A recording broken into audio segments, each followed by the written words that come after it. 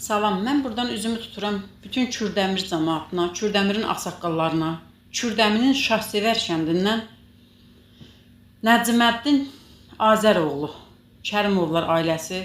Oğlum Nurməmməd Məmmədli 4 ilin xəstəsidir, əlildir. Xəstə oğlumu dolandırıb, indi onlardan biz pulumuzu ala bilmirik. Sizdən çox bir ana kimi çox xahiş edirəm.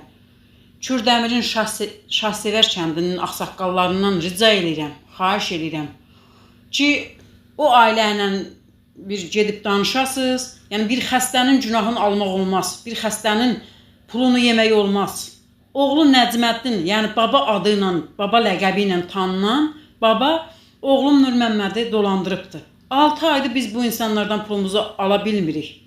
Sizdən çox xahiş edirəm. Kürdəmirin mərd yiğitləri, mərd oğulları, ağsaqqalları, hörmətli ağsaqqalları çox xahiş edirik, bizə köməklik eləyəsiniz pulumuzu almaqda. Baba ləqəbi ilə tanınan Nəciməddin Bakıda dələduzluqla məşğul olur.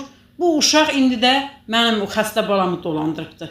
Çox xahiş edirəm, bizə köməklik eləyəsiniz.